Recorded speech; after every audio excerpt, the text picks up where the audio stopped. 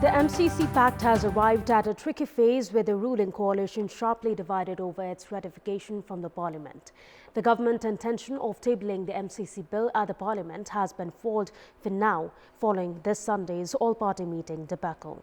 In the meantime, the main opposition, CPN-UML, is trying to thrive on the opportunity as it sees the ruling coalition buckling under the pressure exerted by the multi-million-dollar US grant.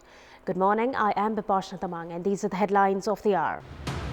Public and political parties remain divided with dilemma and confusions about the much-debated MCC project. Leaders continue to express contrasting opinions. Two ordinances endorsed from the House of Representatives amid protest from opposition UML. Lawmakers deny the opportunity to raise issues of public concern.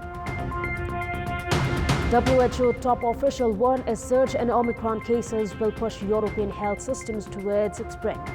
Warning comes amid significant health measures boosted by European countries.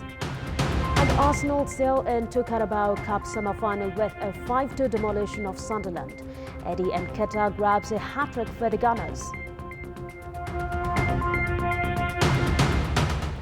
The Millennium Challenge Corporation Nepal Compact grant signed between the Government of Nepal and the MCC in 2017 was registered at the Parliament in July 2019.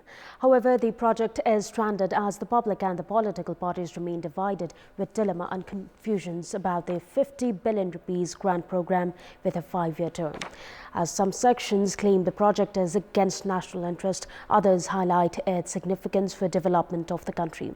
With the United States of America declining amendments in the project, we make an effort to identify the rumors and facts about the compact. More in this report. As the ruling coalition itself appears divided in regards to the ratification of the MCC from the Parliament, public remain confused about the project. Debates have escalated in regards to if the MCC falls under the USA's Indo-Pacific Strategy, IPS. In response to the Government of Nepal's queries, the Department of Compact Operations has clarified that the MCC Nepal Compact was not an agreement under the IPS. Another cause for the dilemma has been the mandatory requirement of ratification of an aid program from the Parliament. Likewise, the most controversial topic at the moment in regard to the project is related to the parliamentary approval not being required for the agreement's parts and the implementation agreement following the ratification of the compact from the Parliament. While some have observed this arrangement as a practice of international laws and treaties, others have opined that the project could not be taken ahead without amending this clause. In response to the question related to agreements signed after the MCC Compact not being made public, the MCC has said that all documents will be publicly available and transparent. While the MCC has denied possibilities of amendments in the project, tax exemption provision of the compact has also drawn criticisms. Around 5 billion rupees have already been spent in works including land acquisition for the project, in which the Government of Nepal is to fund 26% of the expenditure but remains to be ratified by the Parliament. In such a situation, leaders of major political parties have struggled in segregating facts and rumors, identifying the benefits of the project to Nepal and establishing a common opinion.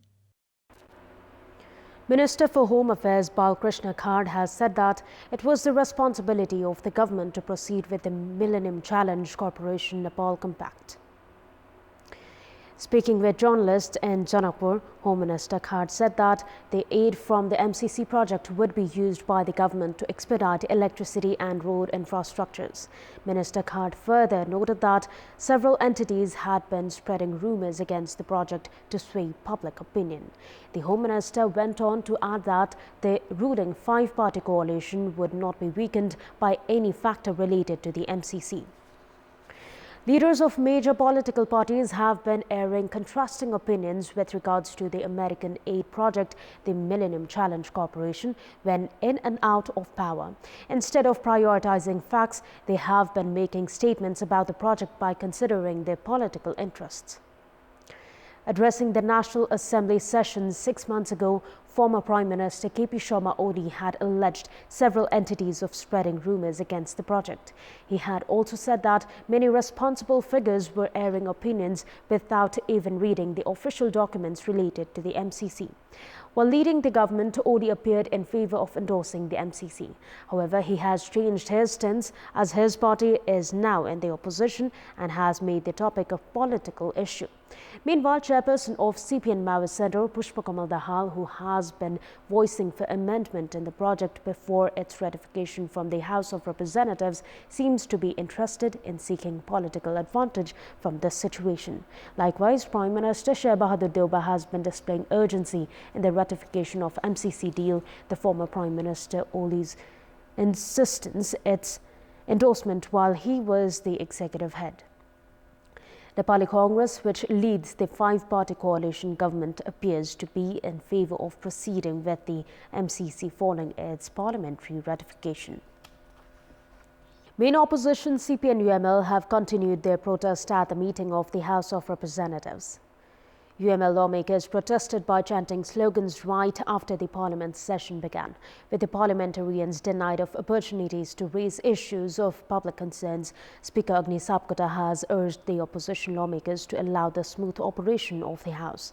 Meanwhile, the meeting of the lower house has endorsed two ordinances amid the opposition's protest.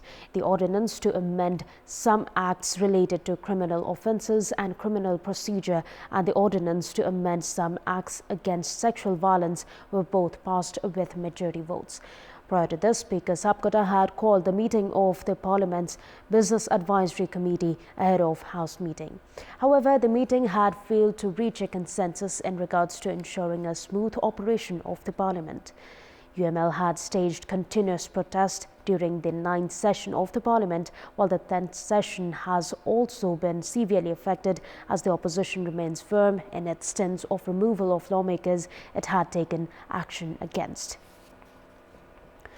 Prime Minister's Cup, a women cricket tournament, is being played in Thangadi, where the standard of women cricket, according to experts, is not exciting.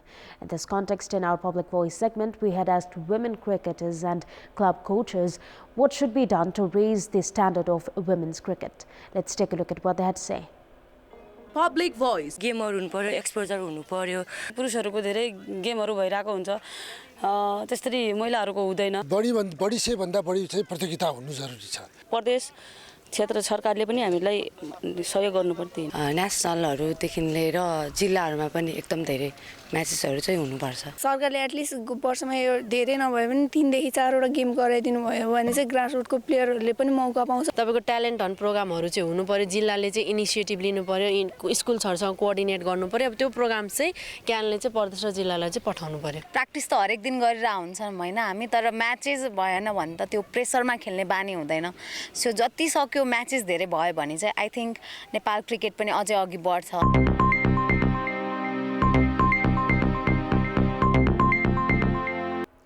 Time now for our segment Public Pulse, where you text us with your opinion. Public Pulse. And here's the question: what should be done to make the online system more practical and easier? The options: option A, avoid redundant works; option B, expand service centers; and option C, raise public access to technology.